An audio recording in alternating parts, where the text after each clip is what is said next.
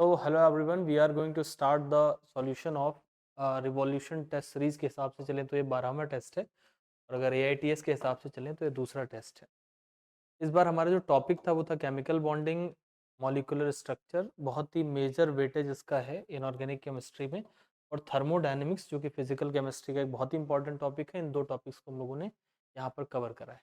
सबसे पहला सवाल है कि जो हाइब्रिडाइजेशन फॉस्फोरस का PO4 में है, फॉस्फेट में है, यानी सबसे पहले तो हमें पता होना चाहिए कि जो फॉस्फेट बनता है का स्ट्रक्चर बनाए तो इस तरीके का फॉस्फेट का स्ट्रक्चर बनेगा। इसमें 4 ऑक्सीजन है और इस तरीके के स्ट्रक्चर में अगर आप देखें तो 4 सिग्मा बॉन्ड बनने के कारण इसका हाइब्रिडाइजेशन sp3 है। तो पूछ रहे हैं कि इनमें से भी वही हाइब्रिडाइजेशन कहाँ पर आपको मिलेगा। तो आप सारे हाइब्रिडाइजेशन को चेक करेंगे तो जो सल्फर का हाइब्रिडाइजेशन आपको SO3-2 में मिलेगा। और SO3-2 का मतलब कि ये दो तो माइनस वाले हैं, -2 है तो इसका मतलब दो तो माइनस वाले हैं, और एक सल्फर ने यहाँ पर ये बॉन्ड बना रखा है और इसके पास अभी भी एक लोन पेयर बच जाएगा। तो यहाँ से अगर सिग्मा काउंट करोगे तो 1 2 3 और एक 4 आ जाएगा। तो again it will be sp3 hybridise. Out of these 4 अगर देखा जाए तो यहाँ भी sp3 है और इसमें भी sp3 हाइब्रिडाइजेशन है। तो आपका करेक्ट आंसर इस क्वेश्चन में 4th हो जाएगा। इन सबको अगर आप चेक करेंगे तो इसके अंदर आपको दिखेगा sp2 हाइब्रिडाइजेशन, इसके अंदर भी आपको sp2 हाइब्रिडाइजेशन देखने को मिलेगा, और ICl4 माइनस अगर आप बनाएंगे तो यहाँ पर 4 तो इसने ये बना लिए और 4 के बाद भी अभी 2 लोन पेयर बच जाएंगे। तो इसके अंदर आपको 6 गिनती आ जाएगी and that will be sp3d2 hybridisation. ये पहला सवाल हो गया आपका 46 नंबर क्वेश्चन। 47 नंबर क्वेश्चन में ये बॉन्ड एनर्जी का सवाल है। सबकी बॉन्ड एनर्जी आपको प्रोवाइड करी गई है और आपसे कहा गया है कि इस रिएक्शन का आप निकाल के दिखाएं कि एनर्जी कितना होगा। तो इस तरह का जब भी आ जाए तो मेरा ये मानना रहता है कि सबसे पहले ये जो है इसका बॉन्ड लाइन स्ट्रक्चर बना लेते हैं।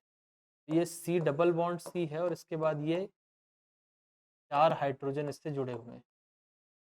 तो ये हो गया एक हमारे पास कंपाउंड। इसमें साथ में हम HH एक जोड़ रहे हैं, तो ये तो रिएक्टेंट्स हो गए। रिएक्टेंट के बाद जो प्रोडक्ट बन रहा है वो क्या बन रहा है, प्रोडक्ट में इस तरीके से है CC और यहाँ पर 3 हाइड्रोजन इधर की तरफ लगे हुए हैं और 3 हाइड्रोजन इधर की तरफ लगे हुए हैं। तो ये रिएक्टेंट हो गया और ये हो गया प्रोडक्ट। अब इस तरह के क्वेश्चंस में एनर्जी निकालने के लिए क्या किया जाता है, summation of bond energy of reactant, यानी सारी बॉन्ड एनर्जी जोड़ेंगे किसकी, रिएक्टेंट की, और इसमें से घटा देंगे summation of bond energy of product. Reactant minus product करेंगे तो हमें डेल्टा H मिल जाएगा रिएक्शन का। अब देखो देखना पड़ेगा कि रिएक्टेंट में कौन कौन से बॉन्ड हैं। तो इसके अंदर 4 तो CH बॉन्ड दिख रहे हैं, तो ये हो जाएगा 4 into CH bond, 4 CH bond मिल गए। तो ये कवर हो गया 4 CH बॉन्ड, यानी ये 4 बॉन्ड कंप्लीट हो गए।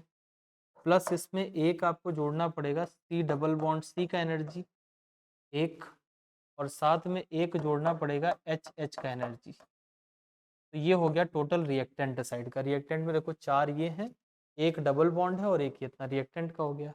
इसमें से माइनस करेंगे हम प्रोडक्ट का, तो प्रोडक्ट में देखो 6 CH बॉन्ड है, 6 टोटल CH बॉन्ड है, तो ये हो जाएगा 6 इंटू CH बॉन्ड एनर्जी, और साथ में प्लस एक इसके अंदर C सिंगल बॉन्ड C है।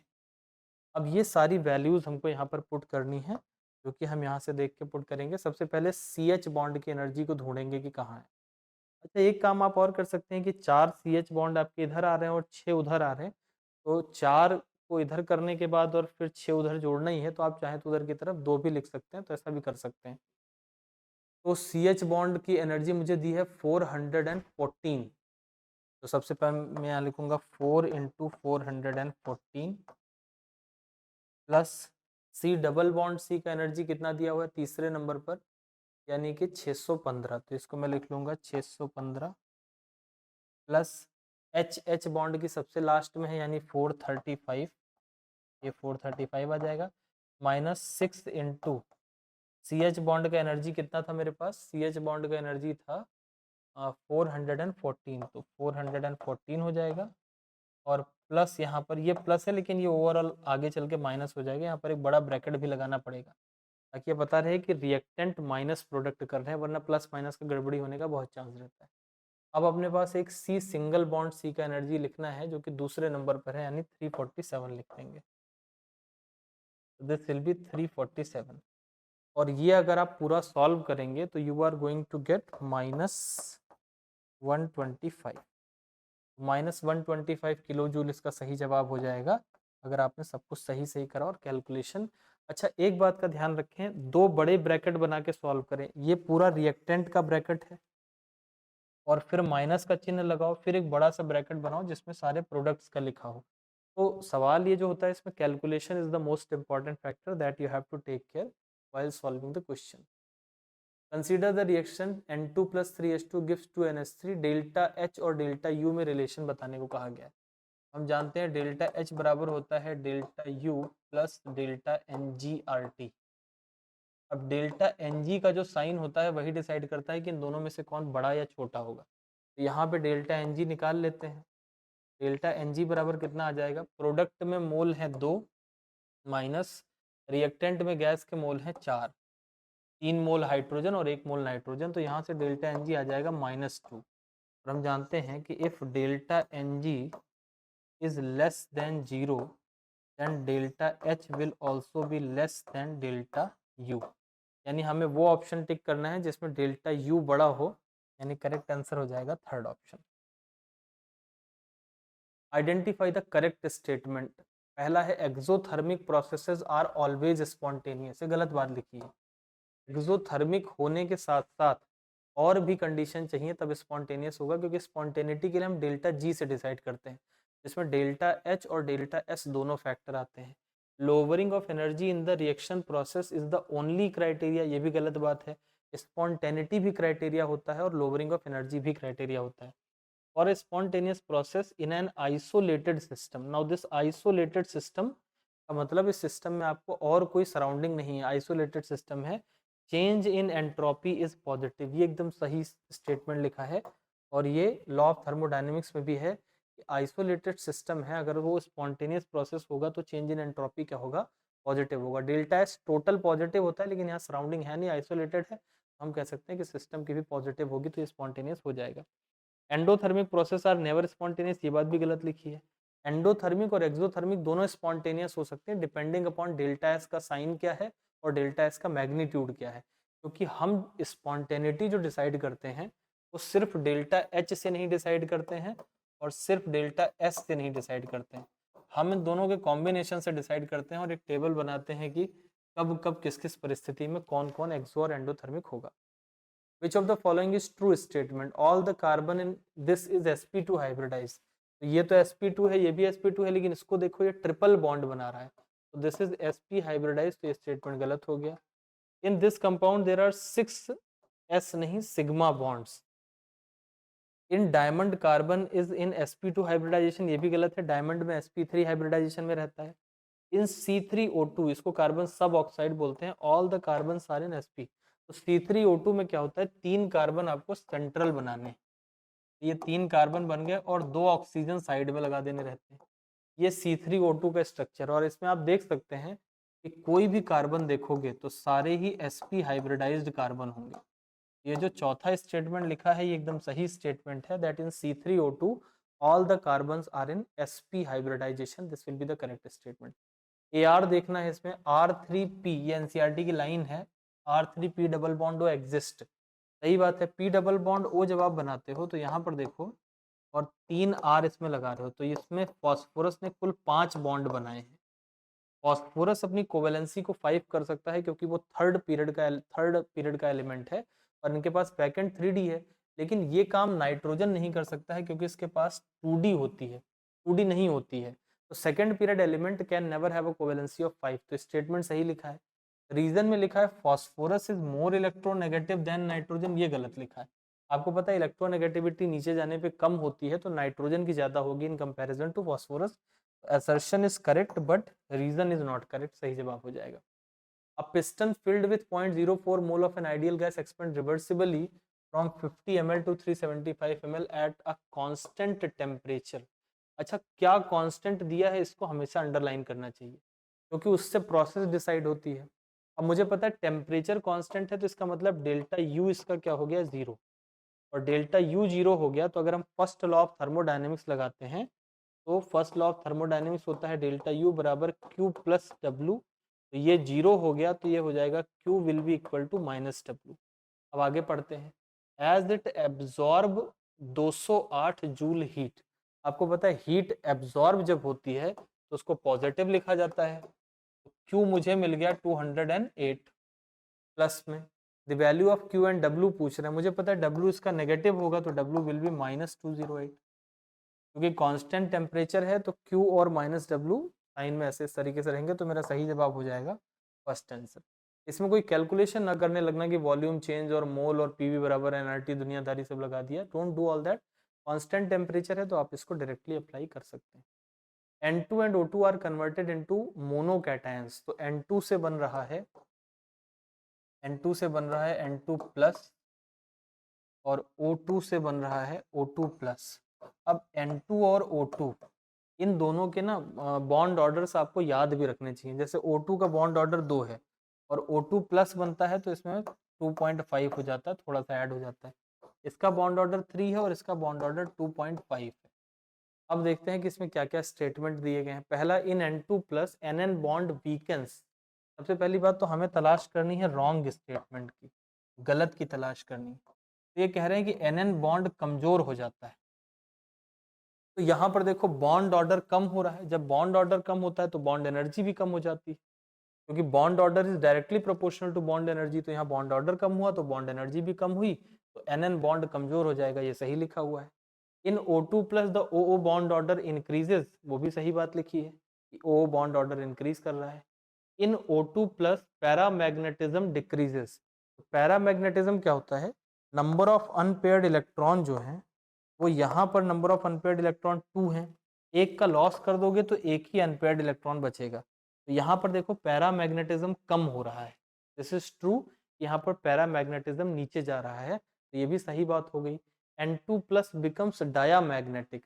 यहाँ पर देखो N2 के पास क्या है कि सारे फील्ड होते हैं, तो ये डायामैग्नेटिक होता है और ये जो है ये पैरामैग्नेटिक हो जाता है, क्योंकि एक इलेक्ट्रॉन अनपेयर्ड हो जाएगा। तो करेक्ट आंसर चौथा हो जाएगा, क्योंकि ये रॉन्ग है। N2 प्लस डायामैग्नेटिक नहीं हो जाता बल्कि N2 प्लस पैरामैग्नेटिक हो जाता है। वैसे आप देखो यहाँ 2 नाइट्रोजन जुड़ रहे हैं तो 7 और 7 14 इलेक्ट्रॉन हो गए, और यहाँ पर 13 इलेक्ट्रॉन। अगर 14 इलेक्ट्रॉन है तो इसके डायामैग्नेटिक होने का चांस है, पेयर्ड हो जाएंगे। 14 का जोड़ा बना सकते हो 7 7 का, लेकिन 13 में तो आप जोड़ा ही नहीं बना सकते हो। तो 13 यानी ऑड नंबर वाले तो ऑलवेज पैरामैग्नेटिक होते हैं। इन्होंने डाया लिखा है तो वो सीधा सीधा रॉन्ग स्टेटमेंट हो जाएगा। For complete combustion of ethanol, the amount of heat produced is this much, assuming ideality the enthalpy. Again we will be using that equation, delta H is equals to delta U plus delta NGRT का इस्तेमाल करेंगे। Delta H मुझे calculate करना है, delta U मुझे दे रखा है। कैसे पता चला कि ये डेल्टा U है? इन्होंने लिखा है बॉम्ब कैलोरी मीटर। तो बॉम्ब कैलोरी मीटर का मतलब होता है एट कांस्टेंट वॉल्यूम, और कांस्टेंट वॉल्यूम पे जो हीट दी रहती है उसी को डेल्टा यू कहते हैं। तो ऐसे पहचाना मैंने कि डेल्टा यू दिया है। बॉम्ब कैलोरी हीटर में कंबस्चन कर रहे हैं। यहाँ देखो ये क्या हो रहा है, कंबस्चन। अगर कंबस्चन कर रहे हैं तो इसका मतलब क्या है कि इसका साइन जो होगा ये नेगेटिव होगा। ये बहुत इंपॉर्टेंट बात है। तो यहाँ पे आप लिखेंगे 1364 माइनस 0.47। माइनस लगाना is mandatory because energy release हो रही है। जब एनर्जी रिलीज होती है तो डेल्टा एच हो चाहे डेल्टा यू हो, उसका साइन जो होता है वो नेगेटिव रहता है। अब इसके बाद फिर लिखेंगे प्लस डेल्टा एन जी निकालते हैं। यहाँ पर देखो 2 मोल है और यहाँ पर अगर देखो तो 3 मोल है। तो प्रोडक्ट में 2 मोल, रिएक्टेंट में 3, तो 2 में से 3 घटाओगे कितना आएगा, -1। आर का वैल्यू आंसर देख के लिखा जाता है, किलो जूल में चल रहा है। यहाँ लिखेंगे 8.31 डिवाइडेड बाई 1000, ये किलो जूल में आर का वैल्यू हो गया। और टेम्परेचर जो है वो टेम्परेचर कितना हो जाएगा, 25 डिग्री सेल्सियस। तो इसका मतलब ये 298 केल्विन हो जाएगा। तो यहाँ पर 298 केल्विन लिख देंगे। अब ये आपका 300 हो गया, मतलब अगर आप कैलकुलेशन करोगे तो ये लगभग 2.4 के करीब आएगा माइनस में, और माइनस में आएगा तो इसमें जुड़ जाएगा तो इट विल बी -1366.95। यानी आपका करेक्ट आंसर जो हो जाएगा वो कौन सा हो जाएगा, पहला ऑप्शन हो जाएगा। If you go for a proper calculation, अंदाजे से भी काम आप चला सकते हैं। The enthalpy of hydrogenation of cyclohexene. अब देखो ये है साइक्लोहेक्सीन।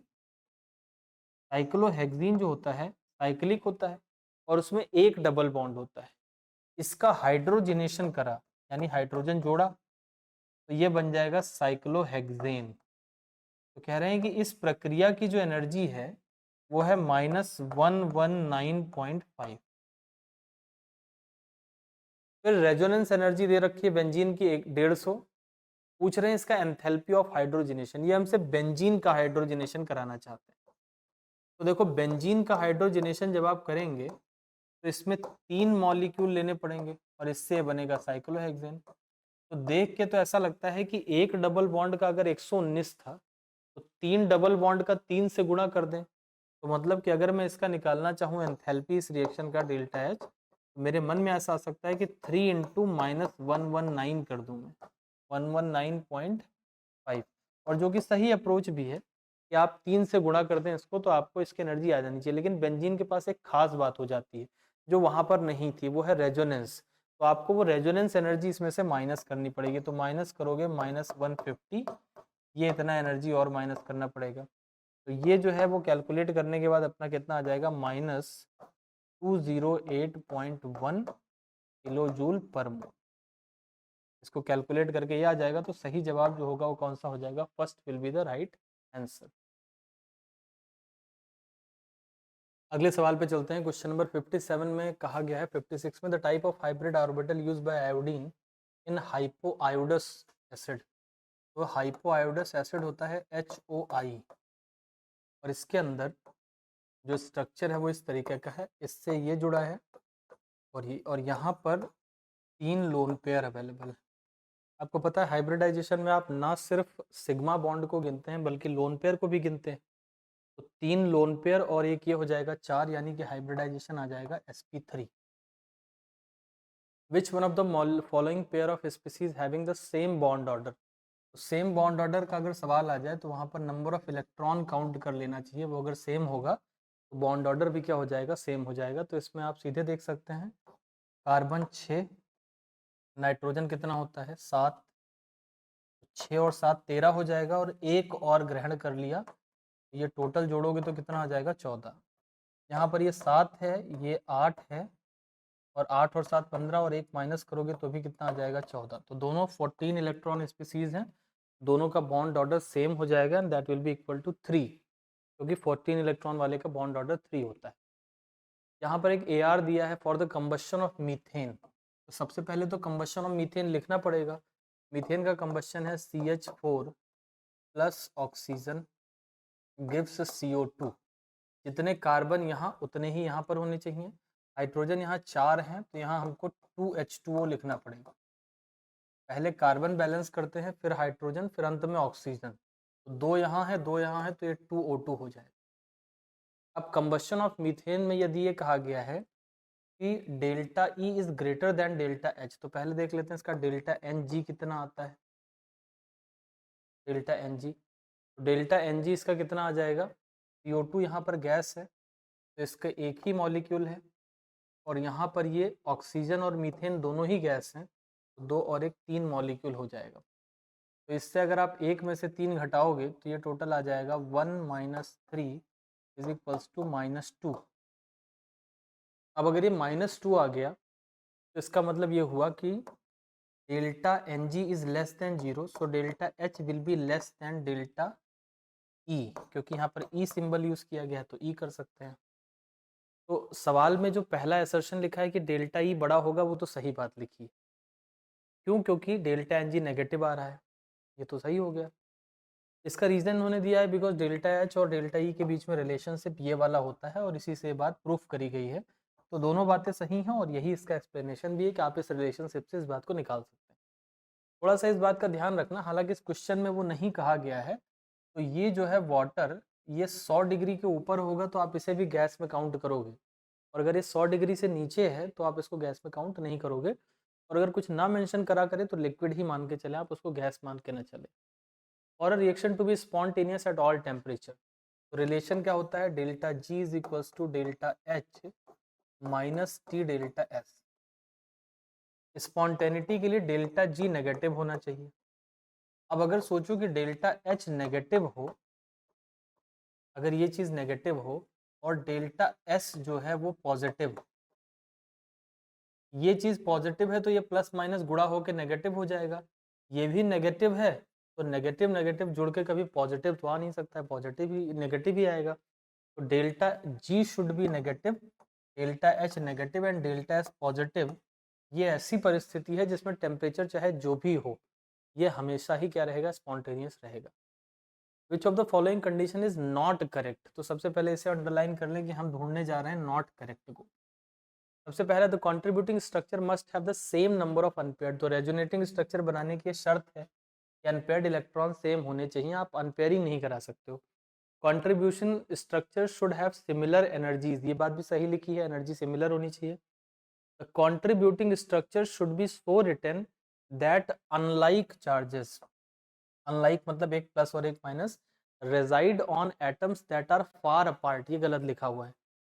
हम चाहते हैं कि जो अनलाइक चार्जेस हैं वो नज़दीक रहें और जो एक जैसे चार्ज हैं वो दूर रहें, क्योंकि उनमें रिपल्शन होता है। तो similar charges should be far apart and unlike charges पास पास होना चाहिए। तो ये बात जो है वो गलत लिखी है और गलत की हम तलाश कर रहे हैं।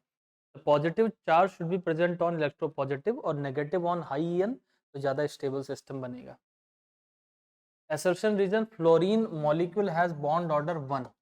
अब देखो फ्लोरीन मॉलिक्यूल जो है F2 है और F2 में 9 और 9 यानी 18 इलेक्ट्रॉन हो गए टोटल। अब आप जानते हैं कि 14 से लेकर 20 इलेक्ट्रॉन तक जो नंबर ऑफ बॉन्डिंग इलेक्ट्रॉन होते हैं वो फिक्स होते हैं, क्योंकि इस समय एंटी बॉन्डिंग भर रहा होता है। बॉन्डिंग तो यहाँ तक कितने होते हैं, 10 ही होते हैं, क्योंकि इसके बाद एंटी बॉन्डिंग भर रहा है।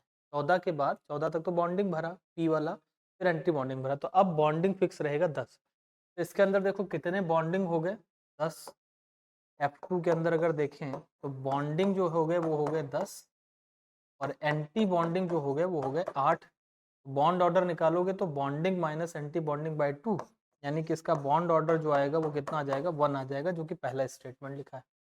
दूसरा लिखा है the number of electron in anti bonding molecular orbital is 2 less than it's bonding molecular orbital. तो ये बात भी सही लिखी है और दोनों एक दूसरे का रीजन भी है, तो मैं फर्स्ट ऑप्शन के साथ जाऊंगा, क्योंकि 2 कम है इसीलिए 2 का डिफरेंस है डिवाइडेड बाय 1, तो that's the reason. What will be the heat of formation of methane यदि heat of combustion of carbon दिया। देखो कार्बन का कंबस्शन मतलब C+O2 गिव्स CO2। इस रिएक्शन का दे रखा है -x, मतलब delta H is -x। Heat of formation of water, अब पानी कैसे बनेगा, H2 plus half O2 becomes H2O। इसका जो दे रखा है वो दे रखा है -y, ये डेल्टा H वैल्यूज हैं। And heat of combustion of methane is Z। Combustion of methane यानी CH4, अभी हम लोगों ने रिएक्शन लिखा था 2O2 gives CO2 plus 2H2O, तो ये दे रखा है Z। अब ये कह रहे हैं कि जिस रिएक्शन का आपको निकालना है वो है heat of formation of methane. तो मीथेन कैसे बनेगा, C+2H2 गिव्स CH4। इस रिएक्शन का मुझे हीट निकालना है। अब इसको सॉल्व कैसे करते हैं, यदि मैं इस रिएक्शन को निकालना चाहता हूं तो मुझे रिएक्टेंट में कार्बन चाहिए, जो मुझे मिलेगा रिएक्शन नंबर 1 से। एक चाहिए, एक ही मिल रहा है, यानी कि इसको मैं सीधा सीधा इस्तेमाल करूंगा, इसकी हीट को -x को सीधे यूज करूंगा। मुझे हाइड्रोजन कहां से मिलेगा, दूसरे रिएक्शन से, सीधा ही मिल रहा है, लेकिन एक नहीं 2 हाइड्रोजन चाहिए तो मुझे इसको 2 से गुणा करना पड़ेगा, यानी यहां मैं लिखूंगा -2y। प्लस लिखा था मैंने, प्लस करके अगर आप ऐसे लिखोगे -2y तो भी वही बात आएगी, -2y बन जाएगा।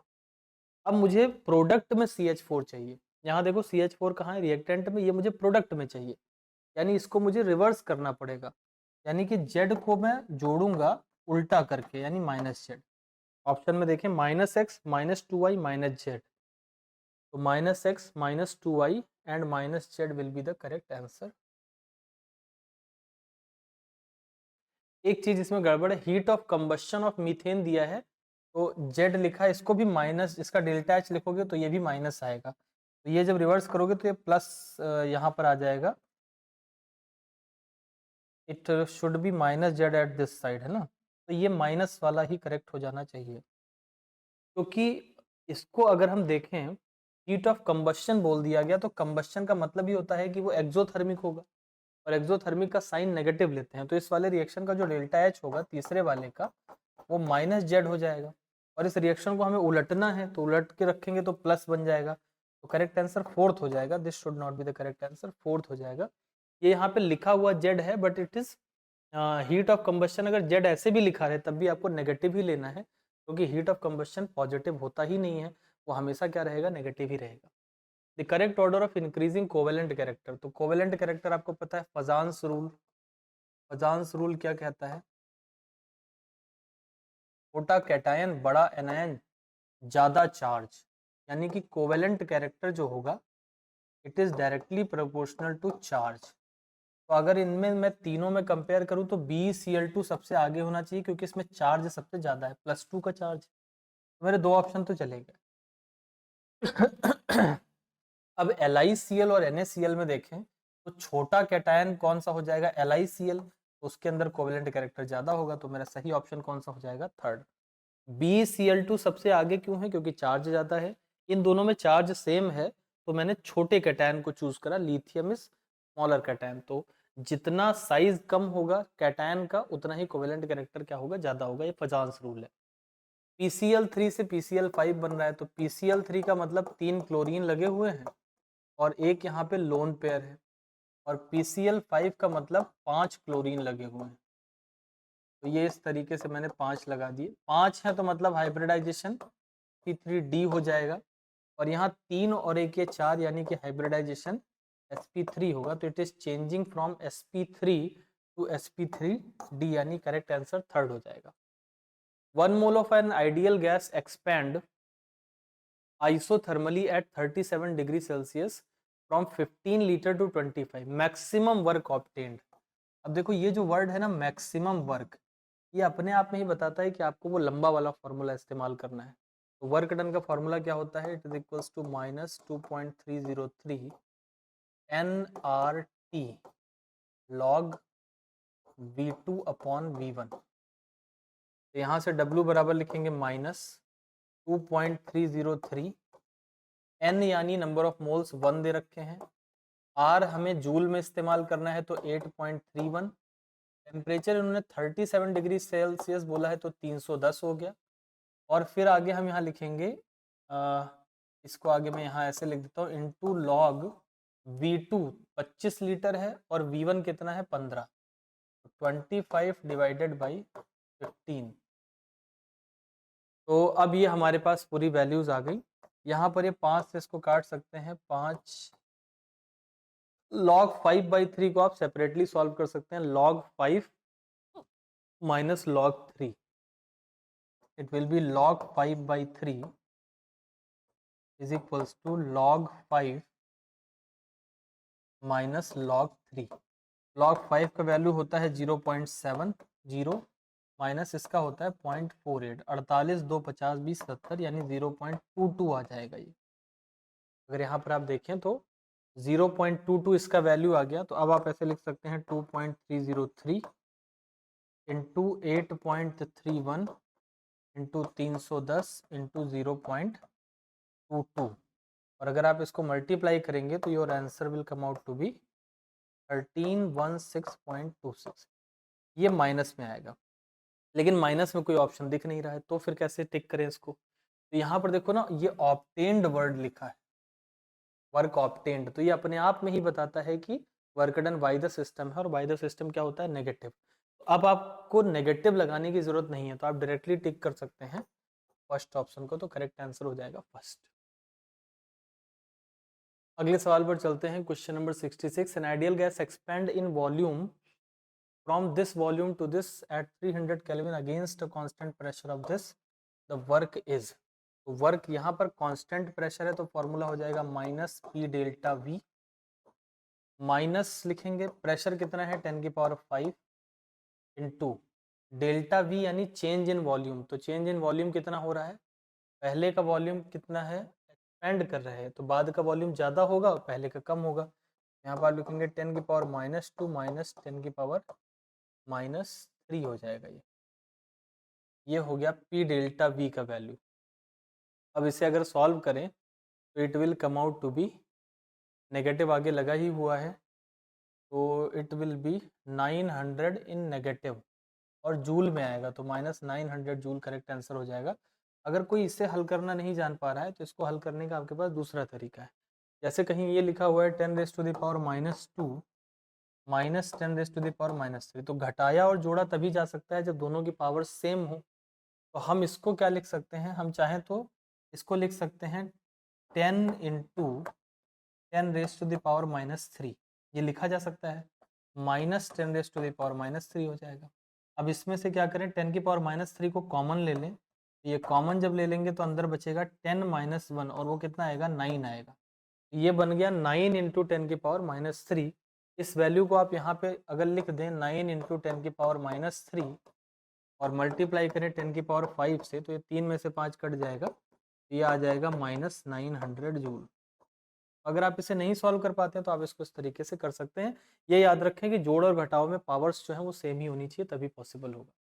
The enthalpy of combustion of carbon and carbon monoxide, तो कार्बन का कंबस्शन मतलब हुआ C+O2 गिव्स CO2, ये कार्बन का कंबस्शन हो गया। और ये दे रखा है इसका डेल्टा जो H दे रखा है -393 दे रखा है 0.5। फिर कंबस्शन ऑफ कार्बन मोनोऑक्साइड यानी CO plus O2 gives CO2, यहाँ पर ये हाफ लग जाएगा। इसकी वैल्यू दे रखी है कितनी, -283। और enthalpy of formation of carbon monoxide पूछ रहे हैं, तो formation of carbon monoxide C+½ O2 gives CO, इसका मुझसे एनर्जी पूछा गया है। अगेन आई विल से कि इन रिएक्शन से आप देख सकते हैं, मुझे कार्बन चाहिए तो मुझे कार्बन फर्स्ट रिएक्शन से मिल जाएगा, उसे मुझे एज सच इस्तेमाल करना है, यानी -393 लिख लूँगा, फिर प्लस का चिन्ह लगाऊंगा।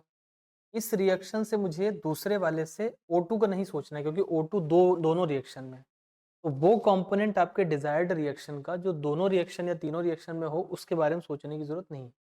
अब आपको चाहिए CO, तो CO इस रिएक्शन से मिल रहा है, लेकिन इसको क्या करना पड़ेगा, रिवर्स करना पड़ेगा। यहाँ पर प्लस करेंगे और ये माइनस का प्लस बन जाएगा, तो ये बन जाएगा 283। अब 393 में से आपको 283 घटाना है, ये कितना आएगा, -110, ये आ जाएगा। तो it will be the enthalpy of formation of carbon monoxide will be -110.5, यानी फोर्थ करेक्ट आंसर हो जाएगा। 0.5 चूंकि मैंने यहाँ पर लिखा नहीं 393.5, अगर आप लिख लेंगे तो that will come out to be 0.5। In which of the following ionization process the bond order has increased. अब देखो O2 और इसका मैंने याद करने के लिए भी कहा है, तो आप यहाँ पर देखो O2 जो है उसका बॉन्ड ऑर्डर 2 होता है और इसका 2.5 होता है, तो बॉन्ड ऑर्डर इंक्रीज कर रहा है and the magnetic behaviour has changed.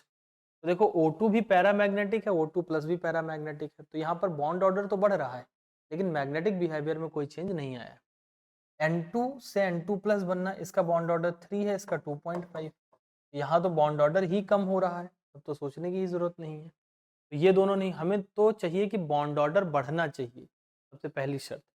यहाँ पर देखो नाइट्रोजन और ऑक्सीजन, अगर आप यहाँ देखें तो इसका बॉन्ड ऑर्डर 3 है क्योंकि 14 इलेक्ट्रॉन है, और यहाँ पे बॉन्ड ऑर्डर ना 2.5 है, तो एक तो आप यहाँ देख रहे हो कि बॉन्ड ऑर्डर बढ़ रहा है, ये शर्त फॉलो हो गई। दूसरा ये कह रहे हैं मैग्नेटिक बिहेवियर, तो अगर आप देखो 14 इलेक्ट्रॉन वाला पैरामैग्नेटिक होगा और ये डायामैग्नेटिक होगा, क्योंकि 14 में 7 का जोड़ा बन जाएगा, और जो ये है ये पैरामैग्नेटिक हो, तो मैग्नेटिक बिहेवियर भी चेंज हो गया है और बॉन्ड ऑर्डर भी इंक्रीज कर गया है, तो करेक्ट आंसर यही हो जाएगा। अगर एक स्पॉन्टेनियस रिएक्शन है तो उसका डेल्टा जी नेगेटिव होना चाहिए, दो ऑप्शन चले गए, नहीं एक ही गया। इक्विलिब्रियम कांस्टेंट उसका कैसा होना चाहिए, तो equilibrium constant should be greater than 1 and E not cell should be positive, तो पहला वाला ऑप्शन जो है वो करेक्ट हो जाएगा, तो फर्स्ट विल बी करेक्ट। ये इक्विलिब्रियम के चैप्टर से आप इसको डेल्टा जी बराबर 2.303 RT log K से निकाल सकते हैं। Which of the following would be expected to have a dipole moment of 0, यानी इसमें से 0, तो 0 की शर्त क्या होती है, अगर आपको म्यू बराबर 0 निकालना है तो उसके लिए शर्त है कि सराउंडिंग एटम सेम होना चाहिए, सराउंडिंग एटम सेम होना चाहिए, और प्लस साथ में no lone pair on central atom. अगर ये शर्त कोई फॉलो कर रहा है तो उसका डाइपोल मोमेंट जो होता है ऑन सेंट्रल एटम, तो उसका जो डाइपोल मोमेंट आएगा वो 0 आ जाएगा। और इसमें आपका SCF6 इस बात को क्वालिफाई करता है, सराउंडिंग एटम सेम है and there is no lone pair on central atom. Alcohol का बॉइलिंग पॉइंट क्यों ज़्यादा होता है? Because of hydrogen bonding. अगर आप देखो ईथर, तो ईथर में ऑक्सीजन भी है और हाइड्रोजन भी है, लेकिन दोनों के बीच में डायरेक्ट लिंकेज नहीं है। लेकिन अल्कोहल के अंदर ऑक्सीजन और हाइड्रोजन में डायरेक्ट लिंकेज प्रेजेंट है, और जब डायरेक्ट लिंकेज होता है हाई EN और हाइड्रोजन में, तभी हाइड्रोजन बॉन्डिंग बन पाती है। तो अल्कोहल का बॉइलिंग पॉइंट ज़्यादा है बिकॉज ऑफ हाइड्रोजन बॉन्डिंग। तो अब आते हैं bond association energy of XY, X2 and Y2 दिया गया है 1, 1 और 0.5 के रेशियो में। डेल्टा एच फॉर्मेशन XY का दिया गया है 200 किलो जूल। सबसे पहले तो हम लोग XY का फॉर्मेशन लिखते हैं, तो XY का फॉर्मेशन लिखेंगे तो it will B X2 plus Y2 gives 2XY। अब ये एक्चुअल में फॉर्मेशन रिएक्शन नहीं है, फॉर्मेशन रिएक्शन जो होता है उसमें एक ही मोल बनना चाहिए था। तो फॉर्मेशन का एनर्जी दे रखा है -200, यानी एक मोल बनने का एनर्जी -200 है, तो 2 मोल बनने का एनर्जी हो जाएगा -400। यानी इस रिएक्शन का जो डेल्टा एच मेरे पास होगा वो होगा -400, क्योंकि फॉर्मेशन का दिया है 200, 2 मोल बनने का 400 हो जाएगा। अब हमें पता है कि फॉर्मेशन, अगर आपको इस रिएक्शन की एनर्जी निकालनी है और बॉन्ड एनर्जीज दे रखी हैं, तो उसको रिएक्टेंट माइनस प्रोडक्ट करा जाता है। और यहाँ पर रेशियो देखो क्या दे रखा है कि XY की जो बॉन्ड एनर्जी है, रेशियो में दिया है XY, X2 और Y2 का रेशियो है 1, 1.5। अगर मैं इसका m मान लेता हूँ एनर्जी, तो इसका भी m हो जाएगा और इसका हो जाएगा m/2। अब इस बॉन्ड एनर्जी को यहाँ पे पुट करते हैं, इसको लिखेंगे तो ये हो जाएगा रिएक्टेंट में m हो जाएगा प्लस m/2 लिखेंगे इसका, तो इट विल बी m/2। तो ये रिएक्टेंट की एनर्जी हो गई। माइनस करेंगे प्रोडक्ट में, देखो ये 2 है तो यहाँ पे 2m लिख देंगे। तो रिएक्टेंट माइनस प्रोडक्ट मैंने करा, तो it should be equal to energy of this reaction. यहाँ से आप m को सॉल्व करेंगे तो यहाँ से -m बचेगा, -m/2 आएगा, तो यहाँ से m बराबर आ जाएगा 800 kilo joule. 800 kilo joule is the energy of X2, वही आपसे पूछा गया था, तो that will be the correct answer. 73, एक आइडियल गैस को एक्सपेंड करने को कहा गया है रिवर्सिबली एंड इरिवर्सिबली, और सिस्टम जो है वो कैसा है, आइसोलेटेड। अब अगर आइसोलेटेड सिस्टम है, थर्मोडायनेमिक्स के क्वेश्चन में इन सब चीज़ों को पढ़ना बहुत ज़रूरी होता है। आइसोलेटेड सिस्टम का मतलब हीट जो है वो ट्रांसफ़र नहीं हो पा रही है, तो Q 0 हो गया। अब अगर Q 0 हो गया तो इसका मतलब delta U will be equal to Q plus W, first law of thermodynamics होता है, ये चीज़ 0 हो गई। तो डेल्टा U बराबर W, इससे ये चलने वाला है, ये पता चल गया। अब ये कह रहे हैं एक बार रिवर्सिबली करा और एक बार इरिवर्सिबली करा, तो एक बार यहाँ पर हम लोग, अच्छा दूसरी बात, गैस जो है वो एक्सपेंड हो रही है दोनों ही केसेस में। अलाउड टू एक्सपेंड, एक्सपेंड का मतलब work done by the system, और बाई द सिस्टम वर्क जो होता है वो नेगेटिव होता है। तो एक बार इसको हम लिखें work reversible minus will be equal to minus delta U, दोनों माइनस माइनस कर दिया। और एक बार जब इरिवर्सिबल करेंगे तो ये हो जाएगा minus irreversible minus delta you. अब हम जानते हैं कि रिवर्सिबल वर्क डन और इरिवर्सिबल वर्क डन में मैग्नीट्यूड वाइज अगर देखें तो जो रिवर्सिबल वर्क डन होता है वो ज़्यादा होता है in comparison to irreversible work done. तो सोचो अगर रिवर्सिबल वर्क डन ज़्यादा होगा तो मैग्नीट्यूड में ये चीज़ ज़्यादा होगी, यानी रिवर्सिबल वाले केस में जो इंटरनल एनर्जी में चेंज आएगा वो ज़्यादा आएगा, ज़्यादा कम होगी इंटरनल एनर्जी। और अगर ज़्यादा कम होगी तो इसका मतलब जो रिवर्सिबल वाले का फाइनल टेम्परेचर होगा वो ज़्यादा कम होगा इन कंपैरिजन टू इरिवर्सिबल वाला। तो फोर्थ करेक्ट आंसर हो जाएगा। मैं एक बार फिर से इस बात को बता सकता हूँ कि यहाँ पर आप देखें मोर डिक्रीज इन इंटरनल एनर्जी किस में आया है, रिवर्सिबल वाले में, और ज़्यादा कम हुई है तो उसकी वैल्यू भी कम होगी और internal energy is a direct function of temperature. तो इस तरीके से हम इस रिलेशन तक पहुंच सकते हैं। Highest covalent character lithium iodide हो जाएगा, क्योंकि फजांस रूल कहता है कि कोवेलेंट कैरेक्टर के लिए स्मॉल कैटायन, छोटा कैटायन होना चाहिए और लार्ज एनायन होना चाहिए। तो अब यहाँ पर देखो कि कैटायन तो सेम है सब में, तो जो सबसे बड़ा एनायन होगा उसी के अंदर सबसे ज़्यादा पोलराइजेबिलिटी होगी और इस वजह से उसके अंदर कोवेलेंट कैरेक्टर ज़्यादा होगा। तो सही आंसर LiI हो जाएगा। Delta H minus delta U, again the relationship for this will be delta H is equals to delta U plus delta NgRT। हमसे इन्होंने सवाल में पूछा है कि ये चीज़ निकाल के दिखाओ, delta H minus delta U, ये बराबर हो जाएगा डेल्टा NgRT के। तो मुझे ये निकालना है। डेल्टा Ng किस रिएक्शन के लिए निकालने को कह रहे हैं? For formation of carbon monoxide. तो कार्बन मोनोऑक्साइड बनाने के लिए आपको C प्लस O2 हाफ लेना पड़ेगा और इससे CO बन जाएगा। ये तो सॉलिड होता है, यहाँ से डेल्टा Ng निकालोगे, इट विल बी 1 माइनस 1/2, ये कितना आ जाएगा 1/2 आ जाएगा। इस 1/2 को उठा के यहाँ पे प्लेस करते हैं तो ये हो जाएगा 1/2 इंटू आर मुझे रखना है जूल में, तो मतलब 8.31 इंटू टेम्परेचर इन्होंने कितना दे रखा है 298, ये 300 और इससे अगर आप करेंगे तो ये हो जाएगा 4, तो 3 गुणे 4 लगभग 1200 के करीब आंसर आना चाहिए और वो भी पॉजिटिव आना चाहिए। तो करेक्ट आंसर हो जाएगा फर्स्ट ऑप्शन। यहाँ पर देखो ये पॉजिटिव क्यों आ रहा है, क्योंकि डेल्टा Ng। अच्छा, अगर कोई बच्चा गलती से सॉलिड को गिन ले तो उसका 1 माइनस 3/2 आ जाएगा, दैट विल बी माइनस 1/2, तो वो चौथा टिक करके आएगा। लेकिन कार्बन सॉलिड होता है, इस बात का ध्यान रखना है। द स्ट्रक्चर ऑफ ICl2, तो यहाँ पर देखो आयोडीन, 2 Cl लगे हुए हैं तो मैंने 2 Cl लगा दिया। आयोडीन पे एक पॉजिटिव है तो इसका मतलब 7 इलेक्ट्रॉन होते हैं, 2 यहाँ पे, तो बचे कितने, 6 इलेक्ट्रॉन बचे हैं, तो 2 लोन पेयर हो जाएंगे। 2 लोन पेयर 2 बॉन्ड पेयर, तो ये पानी जैसा स्ट्रक्चर हो गया, यानी ये बेंट स्ट्रक्चर होना चाहिए। बेंट इन्होंने यहाँ पर कोई बनाया नहीं है, तो इसका आंसर हो जाएगा नन ऑफ दीज, बिकॉज यहाँ पर sp3 हाइब्रिडाइजेशन होगा और ये वाटर की तरह होगा। वाटर में भी आप देखो 2 लोन पेयर और 2 बॉन्ड पेयर होते हैं, तो it will be bent structure. Bent किसी ऑप्शन में दिया नहीं है, तो we will go with none of these. Assuming that water vapor is an ideal gas, कह रहे हैं कि वाटर वेपर को आइडियल गैस मान लो, तो internal energy change when 1 mole water is vaporised. तो H2O इन्होंने लिया है लिक्विड और इसको वेपराइज कर रहे हैं, तो ये बन रहा है H2O गैस।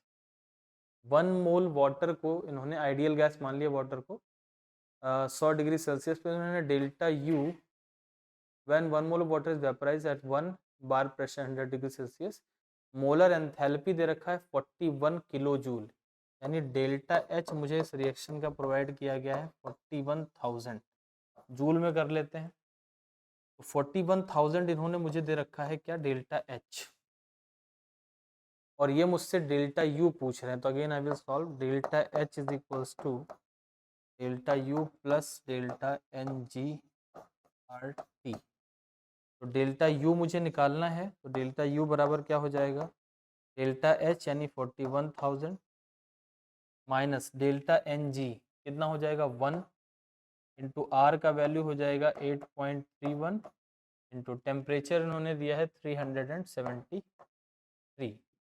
क्योंकि 100 डिग्री सेल्सियस है तो 100 नहीं लिखेंगे, 373 लिखेंगे। तो ये 4 गुणे 8 32 मान लेते हैं, और 32 इसमें से माइनस करेंगे तो इट विल बी, ये 8 है और ये 373 है और ये 41,000 है, 41,000, 373 इज द टेम्परेचर। तो ये कितना आ जाएगा, तो 0 4 0 0 हटा देते हैं, 8 32, 800 गुणे 4 मान लेते हैं इसको, ये 3200 के करीब आएगा। 3200 अगर इसमें से घटाओगे मतलब लगभग 3000 अगर मैं घटा दूँ तो 1 जाएगा और 2 मतलब ये 38 के करीब आंसर आना चाहिए मेरा, जूल में, किलो जूल में। तो सही जवाब हो जाएगा 37.9, इट विल बी 37.904। देखो अगर ऑप्शन इतने दूर दूर हैं तो मैं अप्रोक्सीमेशन ले लूँगा, अगर नज़दीक के होते तो ना सोचता, मैंने इसको 400 मान लिया, 400 माना तो 2 जीरो जो है उसने इसको 831 बना दिया। अब यहाँ पे बचा 4, तो 831 को भी मैं 800 मान लेता हूँ, तो 8 गुणे 4 मतलब 3200 आया ये। अब मैं ना 41,000 में से 3200 घटा रहा था, 3200 की जगह मैंने 3000 घटा दिया। 41,000 में से 3000 आप घटाएंगे तो that will come out to be 38,000। अब इतना अप्रोक्सीमेशन लेके क्यों चल रहे हैं, क्योंकि आप देखो ऑप्शन बहुत दूर दूर के दिए हैं, तो अप्रोक्सीमेशन काम कर जाएगा। The incorrect expression delta G बराबर टी डेल्टा एस टोटल होता है माइनस में, ये सही लिखा हुआ है। आइसोथर्मल का वर्क डन का फॉर्मूला है, दैट इज ऑल्सो करेक्ट। अब will come to this part, यहाँ पर लिखा हुआ है ln k is equals to del H minus T delta S upon R T. तो हम जानते हैं कि delta H not minus T delta S not will be equal to delta G not, और ये डेल्टा जी नॉट जो होता है that is equals to minus ln k into, मतलब इसको लिखने का तरीका ये होना चाहिए minus R T ln k। तो यहाँ पर देखो आर टी ln के आएगा, जो ये चीज लिखी हुई है ये क्या लिखा हुआ है, ये लिखा हुआ है डेल्टा जी नॉट, और डेल्टा जी नॉट के बराबर कौन आएगा, आर टी ln के। एक माइनस मिसिंग है इसके अंदर, इसका मतलब ये रॉन्ग लिखा हुआ है, दिस इज इनकरेक्ट, बाकी सारे एक्सप्रेशन सही लिखे हुए हैं। Assuming 2s2p mixing is not operative. अब 2s2p मिक्सिंग अगर नहीं होगी तो आपको पता है कि ऑर्डर ऑफ एनर्जी क्या बनेगा, sigma 1s2 then sigma star 1s2 then sigma 2s2 फिर सिग्मा स्टार 2s2। अब अगर 2s2p की मिक्सिंग नहीं हुई तो जो बनेगा वो बनेगा सिग्मा 2pz, और इसके बाद ये जो पाई 2px और पाई 2py है ये बराबर एनर्जी के हो जाएंगे। ये एनर्जी का ऑर्डर बनेगा, सिग्मा पहले आएगा। जब 2s2p मिक्सिंग हो जाती है तो उसके बाद पाई पहले आता है। तो अगर इस हिसाब से चलेंगे तो इसमें से पैरामैग्नेटिक स्पीसीज पूछा क्या। अब देखो बेरिलियम तो वैसे भी पैरामैग्नेटिक होने का कोई सवाल नहीं उठता है, बेरिलियम। बोरॉन वैसे तो पैरामैग्नेटिक होता है, क्यों पैरामैग्नेटिक होता है, इसमें 10 इलेक्ट्रॉन है, 2 2 4 2 6 2 8। अगर ये पहले आ जाता तो एक एक भरता तो पैरामैग्नेटिक रहता, लेकिन 2 इधर ही भर गया तो ये भी पैरामैग्नेटिक नहीं हो पाएगा। कार्बन 6 6 12 इलेक्ट्रॉन है, तो 12 भरूंगा मैं तो 2 2 4 2 6 2 8 यहाँ तक भर जाएंगे, 2 10 10 यहाँ भर गए, एक इधर जाएगा एक इधर जाएगा, मतलब अनपेयर्ड इलेक्ट्रॉन इसके अंदर आ जाएंगे, तो ये पैरामैग्नेटिक हो जाएगा। और इसके बाद अगर आप N2 को देखेंगे तो N2 के अंदर तो 14 इलेक्ट्रॉन है, तो वो पूरा का पूरा भर लेगा, तो वो भी यहाँ पर पैरामैग्नेटिक नहीं होगा। क्वेश्चन नंबर 80 पे आते हैं। इसमें इन्होंने कहा है C2H6 plus 3.5O2 gives 2 CO2 plus 3H2O। Delta H formation सबका दे रखा है, तो फॉर्मेशन जब दिया जाता है तो हम क्या करते हैं, ये summation of heat of formation of क्या निकालते हैं, product minus summation of heat of formation of reactant, तब हमको मिलता है डेल्टा एच रिएक्शन। तो यहाँ प्रोडक्ट में देखो कौन कौन है, 3 H2O है, H2O का ये दे रखा है, यानी पर मेरे पास 3x2 आना चाहिए। CO2 2 दे रखे हैं, CO2 का यहाँ पर है, यानी कि मैं जोड़ूंगा 2x3। अब x2 के साथ मुझे 3 चाहिए, तो एक ऑप्शन तो मैंने हटा दिया, 3x2 2x3 3x2 2x3, यानी ये सब सेम है। रिएक्टेंट साइड में आप देखो कि जरा कौन है, तो रिएक्टेंट साइड में मेरे पास है एक तो ये C2H6, और O2 का डेल्टा एच फॉर्मेशन 0 होता है, तो C2H6 को माइनस करेंगे तो it will B minus x4। तो मैंने कर लिया प्रोडक्ट माइनस रिएक्टेंट, इसका लिखा नहीं है क्योंकि इसका 0 हो जाएगा। अब इतना मुझे इन तीनों ऑप्शंस में दिख रहा है, तो अब मतलब डिसाइड करना है लास्ट से। तो आप यहाँ पर जरा देखें कि ये जो डेल्टा एच फॉर्मेशन वाला रिएक्शन हम लोग लिख रहे हैं, इसमें यहाँ देखो ये H2O लिक्विड है, और हमें जिस रिएक्शन का निकालना है उसमें क्या है, H2O गैस करना है। यानी हम जो ये लिख रहे हैं अभी एक्सप्रेशन, इससे H2O लिक्विड बन के तैयार होगा। इसमें मुझे H2O लिक्विड को H2O गैस बनाने वाले का भी हीट जोड़ना पड़ेगा। तो H2O गैस बनाने के लिए उन्होंने लिखा है delta S vaporization of H2O liquid is x1 calorie पर केल्विन, और बॉइलिंग पॉइंट दे रखा है। तो अगर मैं इसमें निकालना चाहूँ तो डेल्टा H बराबर क्या होता है, T डेल्टा S, यानी टेम्परेचर से मल्टीप्लाई करना पड़ेगा इसको। तो T डेल्टा S करने के लिए यहाँ पर टेम्परेचर से मल्टीप्लाई करेंगे अगर, तो ये हो जाएगा T1 इंटू x1, और 3 पानी के मॉलिक्यूल के लिए लिखना है तो हो जाएगा 3 T1 x1। तो इसमें एक चीज़ और जोड़नी पड़ेगी, 3x1 T1। करेक्ट आंसर मेरा जो है वो सेकंड ऑप्शन हो जाएगा। एक बात का यहाँ पर ध्यान रखें, सबसे पहले मन में ये आ सकता है कि ये रिलेशनशिप कैसे आ गया। ये तो तब संभव होता है जब डेल्टा जी बराबर 0 होता है। तो जिस टाइम पे वेपोराइजेशन हो रहा होता है पानी का, उस टाइम पे डेल्टा जी 0 होता है। आप डेल्टा एच बराबर टी डेल्टा एस उस टाइम के लिए यूज कर सकते हैं। दूसरी बात आपके मन में ये आएगी कि 3 मॉलिक्यूल, वो तो नहीं आना चाहिए। 3 मॉलिक्यूल इसलिए क्योंकि 3 वाटर के मॉलिक्यूल लिखने हैं, तो इस तरीके से मैंने जोड़ के एक्सप्रेशन ट्रैक कर लिया। यहाँ पर लिखा हुआ है कि 2 रिएक्शन है, दोनों में के हिसाब से बताना है कि कौन सा ज़्यादा स्टेबल है। तो यहाँ पर देखो 2 NO2 के लिए इतना दे रखा है डेल्टा एच, तो 1 NO2 के लिए अगर निकालेंगे तो इट विल बी 8.09 और 1 NO2। तो एक इसका और 1 मोल इसका आप कंपेयर कर सकते हैं। अब देखो ये रिएक्शन कौन सा है, ये है एंडोथर्मिक रिएक्शन। एंडोथर्मिक में जिसमें हीट ज़्यादा होती है उसमें प्रोडक्ट कम स्टेबल होता है, यानी कि यहाँ पर N2O4 is more stable. N2O4 is more stable, आप ऐसे भी सोच सकते हैं। और दूसरा कि आप इस रिएक्शन को उलट के लिख लें, इस वाले को और दोनों को जोड़ दें, तो N2O4 से NO2 का बनना जो होगा वो कैसा हो जाएगा, एक्सोथर्मिक हो जाएगा। उससे भी आप पता कर सकते हैं कि वो ज़्यादा स्टेबल है। अगर किसी रिएक्शन में for endothermic reaction if I am writing, तो एंडोथर्मिक रिएक्शन में प्रोडक्ट की स्टेबिलिटी कम होती जाती है, प्रोडक्ट लेस स्टेबल होता जाता है। क्यों? क्योंकि उसने हीट खा ली है, और एनर्जी जितनी ज़्यादा हो जाएगी स्टेबिलिटी उतनी कम हो जाएगी। अब यहाँ देखो ये भी एंडोथर्मिक है, ये भी एंडोथर्मिक। इसने ज़्यादा खाई है, ज़्यादा खाई है तो ये कम स्टेबल हो गया होगा। इसने कम से कम 2 ही खाया, जो जितनी एनर्जी खाएगा उतनी स्टेबिलिटी कम होती जाएगी। तो इसकी कम, ये इसने ज़्यादा खा लिया तो ये बहुत ही कम स्टेबल हो गया, इसने कम खाया तो ये कम। ऐसे आप सोच सकते हैं endo and exothermic reaction. Structure of IO2F2 minus is analogous with. इसको बनाने का जो मेरा तरीका है वो ये है कि मैं आयोडीन को 8 इलेक्ट्रॉन का मान लेता हूँ, क्योंकि एक माइनस है तो आयोडीन ने एक ग्रहण करा होगा, ऐसा मान लेते हैं।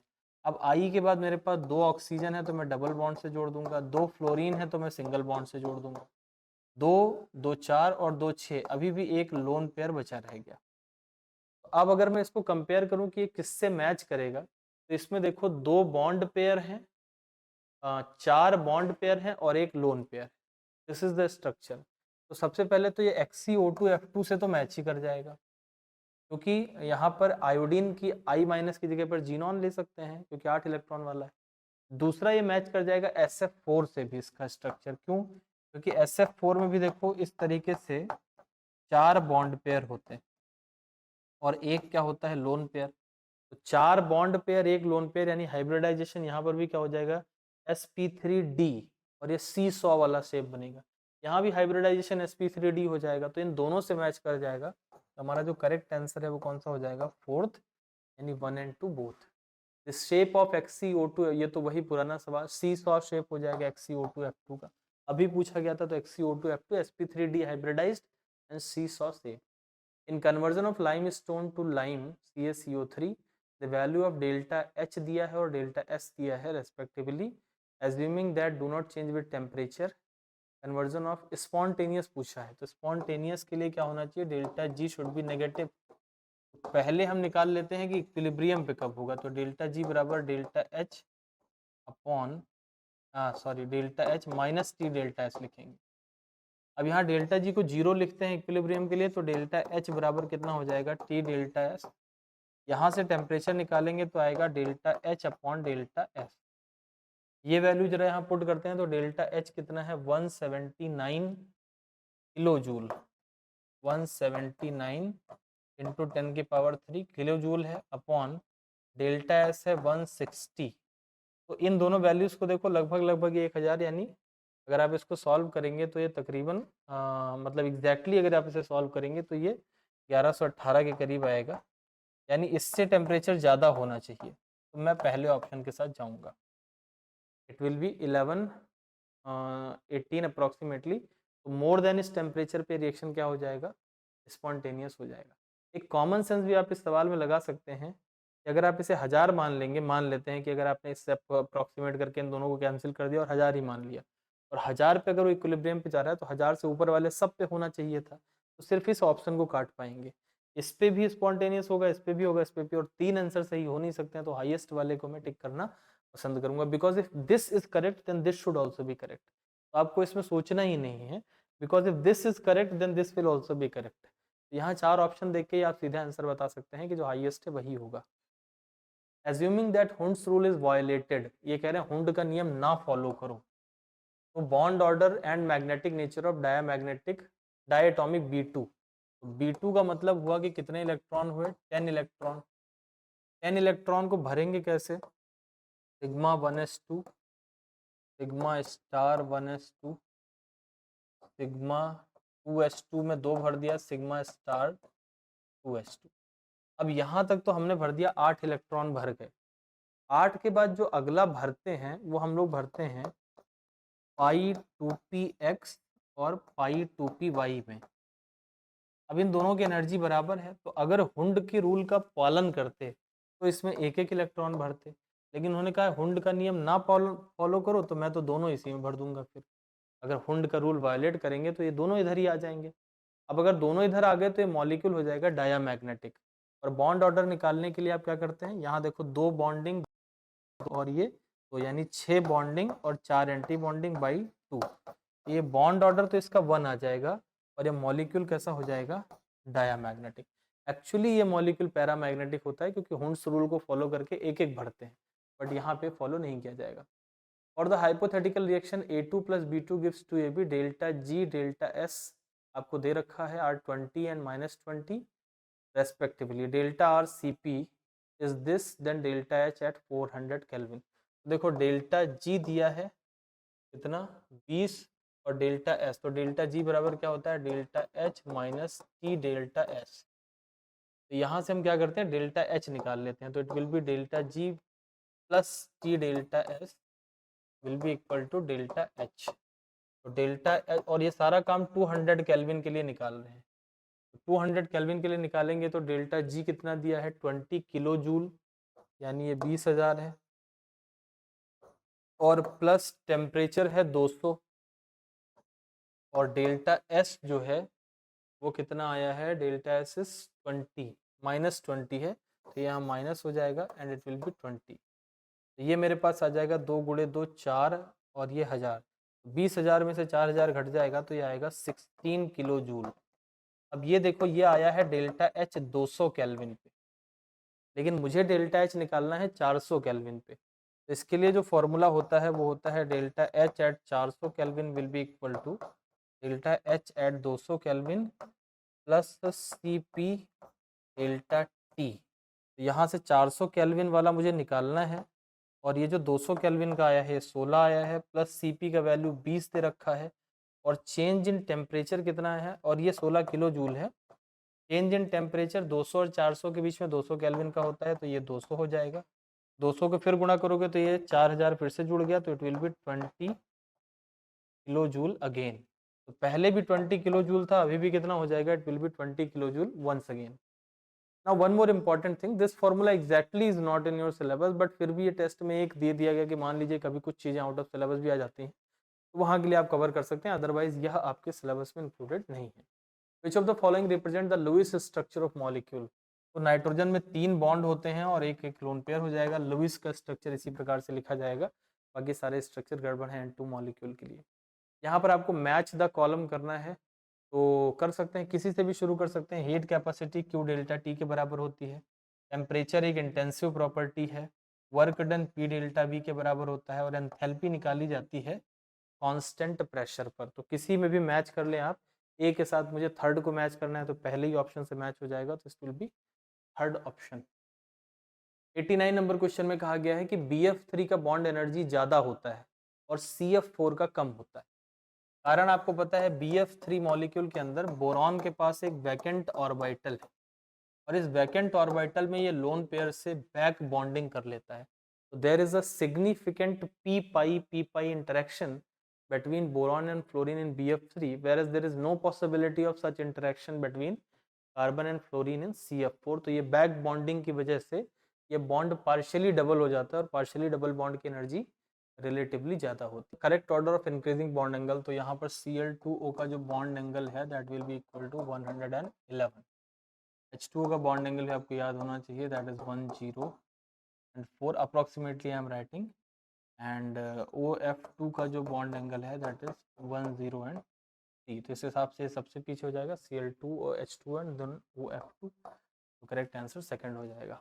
This was all about your paper, और इस पेपर में मैं कह सकता हूँ कि पेपर मॉडरेट लेवल का था, but still the score of 40 is better. तो अगले सॉल्यूशन में फिर आपसे मिलते हैं, तब तक के लिए पढ़ाई करते रहें। All the best.